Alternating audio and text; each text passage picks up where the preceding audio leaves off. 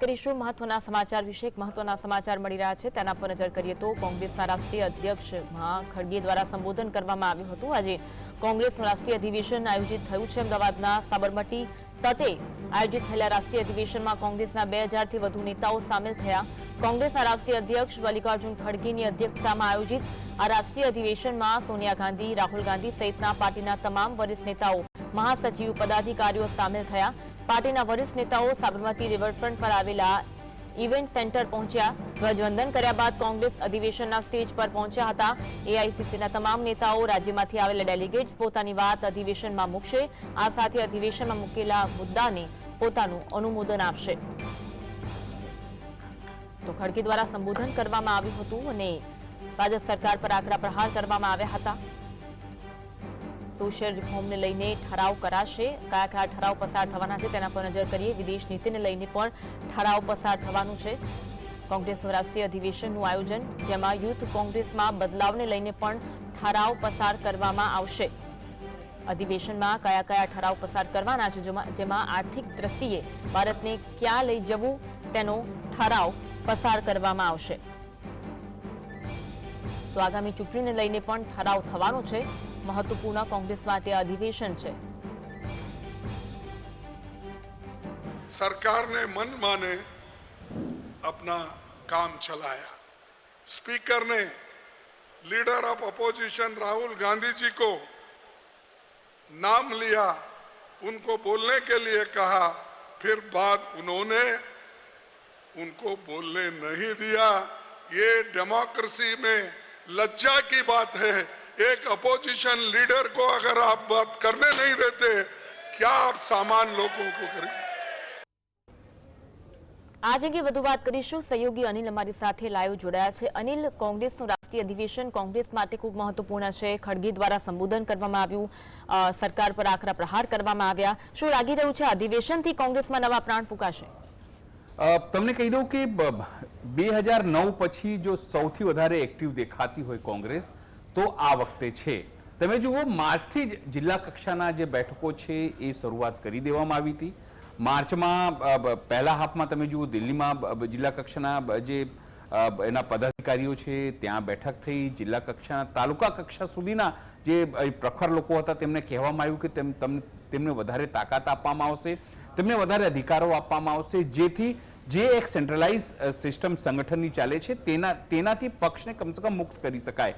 એના પછી સતત અને હવે સૌથી મોટી અને અત્યારે તમે જુઓ 2000 લોકો સમગ્ર દેશમાંથી આવે અને એની અંદર ખડગે બે વસ્તુ મહત્વપૂર્ણ વાત કહી છે। જો તમને વાત કરું તો એક ઇન્ટરનલ એટલે કે સંગઠનની તેમણે વાત કરી અને સ્પષ્ટપણે સંગઠનમાં એમણે કીધું કે જે લોકો કામ કરે એ જ રહે, જે લોકોને કામ નથી કરવું, માત્ર હોદ્દા ઉપર રહેવું છે। કારણ કે 10 વર્ષની અંદર કમસે કમ કોંગ્રેસને એ વાતનો અહેસાસ થઈ ગયો છે કે જો સંગઠન મજબૂત નહીં હોય, એમનું સંગઠન છે એવું નથી, પાયા સુધી સંગઠન છે, પણ એ સંગઠનને સિંક્રોનાઇઝ કરવું, એ સંગઠનને ઓર્ગેનાઇઝ કરવું, ઓર્ગેનાઇઝ વેમાં લઈ જવું અને પછી જે ચૂંટણી છે એ જીતવું। કારણ કે 2024ના જે પરિણામો આવ્યા છે અને કોંગ્રેસની અંદર નવા પ્રાણ આવ્યા। કારણ કે તમે જુઓ 2019માં જે સીટો આવી હતી લગભગ બમણી, એટલી સીટો નથી આવી કે કમસે કમ એ સ્થિતિમાં આવે કે સરકાર બનાવી શકે, પણ કમસે કમ એ સ્થિતિમાં આવી શક્યા કે કમસે કમ સીએલપી લીડર જે છે વિપક્ષના નેતા તરીકે રાહુલ ગાંધીને જવાબદારી સોંપવી પડી કેન્દ્ર સરકારને।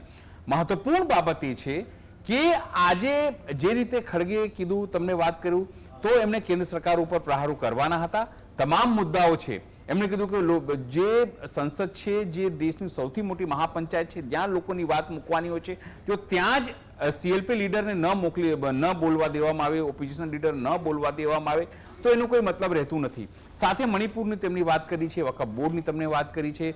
કાલે જે રીતે રાહુલ ગાંધીએ પોતાની વાત મૂકી કે તમે દલિત અને જે બીજી કાસ્ટો છે એના સવર્ણોની ચક્કરની અંદર તમે ઓબીસી દૂર થઈ રહ્યા છે ને એ રાહુલ ગાંધીએ એમને નથી કીધું।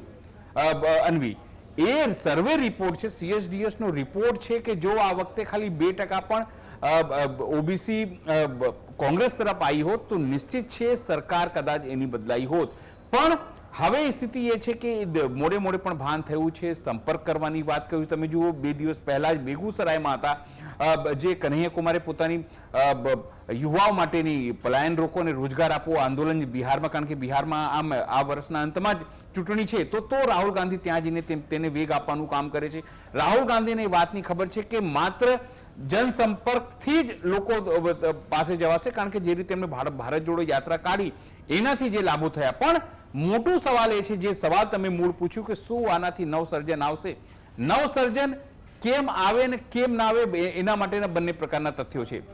રાહુલ ગાંધીએ પોતાની યાત્રા કાઢી અને એને તમામ પ્રદેશ કક્ષાના લોકોને જ્યાં ભાજપ મજબૂત છે ત્યાં પણ અને જ્યાં ભાજપ મજબૂત નથી ત્યાં પણ, એટલે કે કોંગ્રેસ સત્તામાં ત્યાં પણ, ત્યાં એમને કહેવામાં આવ્યું કે તમે સ્થાનિક કક્ષાએ પદયાત્રા કરજો, લોકસંપર્ક કરજો, લોકો પાસે જજો અને યુવાઓ, મહિલાઓ, એ તમામ લોકોને મળજો, જેનાથી તમને એમને પીડા જાણવાનો પ્રયત્ન કરજો, જેથી આગામી દિવસોમાં જે પણ નિયમો બને એ નિયમોમાંથી એમને લાભ થાય અથવા તો જે બજેટ આવે એની વાત એ મૂકી શકે. પણ શું કોઈ રાજ્યના સીએમએ કે કોઈ રાજ્યના સીએલપી લીડરે કે કોઈ પ્રદેશ અધ્યક્ષે એવી કોઈ યાત્રા કરવાનો પ્રયત્ન કર્યો? તો જવાબ છે ના. રાહુલ ગાંધી પોતે અહીંયા આવ્યા, રાહુલ ગાંધીએ પોતે કીધું કે અમારા ત્યાં સ્લીપર સેલ છે બીજેપીનું. શું એવું કોઈ સ્લીપર સેલની લિસ્ટ જારી કરવામાં આવી? તો ના. શું એવા કોઈ સ્લીપર સેલને કાઢવામાં આવ્યા? તો ના. એ પછી બિહારની વાત કરીએ, પછી મધ્યપ્રદેશની તમે વાત કરો, તમે રાજસ્થાનની વાત કરી શકો છો, તમે ગુજરાતની વાત કરો છો. ગુજરાતમાં તો 30 વર્ષથી નથી, પણ એક મેસેજ આપવાનો પ્રયત્ન થયો છે કે કમસે કમ જે લોકો હવે કામ નહીં કરે તેમને આપણે કાઢીશું. સરકાર પાસે જે રાષ્ટ્રીય આંતરરાષ્ટ્રીય મુદ્દાઓ છે, બેરોજગારીના મુદ્દાઓ છે, મોંઘવારીના મુદ્દાઓ છે, ઓબીસી મુદ્દાઓ, કારણ કે જે રીતે પાછલા ગેરથી લોકોને ભરતી કરવાની વાત હોય, પછી ઉત્તર પ્રદેશની વાત હોય, ગુજરાતની વાત હોય, એસટી એસસી ઓબીસીની વાત હોય, સરકારી ભરતીઓ જે રીતે અટકી છે એની વાત હોય, એ તમામ મુદ્દાઓ લઈને લોકોમાં જવું પડશે. પણ માત્ર બોલવાથી જો આ ખાલી કાર્યક્રમ થાય અને એના પછીનો કોઈ રિઝલ્ટ ના આવે અથવા તો કોઈ કાર્યવાહી ન થાય, એવા લોકોને કાઢવાની અથવા તો સંગઠનને મજબૂત કરવાની, રાહુલ ગાંધી હોય કે પછી ખડગે હોય કે પછી કોઈ પણ નેતાઓ કહે છે કે જે લોકો કામ નહીં કરે અને અમે બહારનો રસ્તો કરી દો, એ લોકો છોડી દેવું જોઈએ.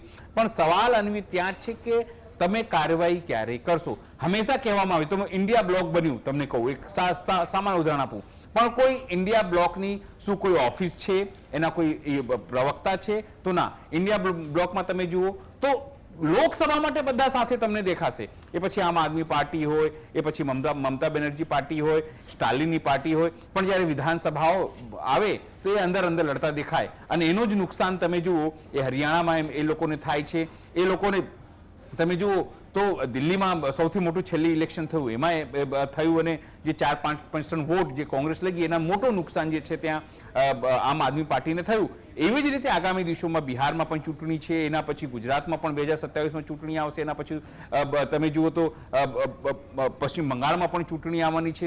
એટલે એ એક પછી એક તમામ વસ્તુ થવાની છે. અને જો ઇન્ડિયા બ્લોકની કોઈ એક યુનાનિમસ બોડી જ ના બને અને તમારી પાસે કોઈ પ્રવક્તા ના હોય, તમારી પાસે ઇન્ડિયા બ્લોકની કોઈ બેઠકો ના થાય, ઇલેક્શન પછી તો કેટલી બેઠકો થઈ ઇન્ડિયા બ્લોકની? તો કોઈ બેઠકો નહીં થઈ.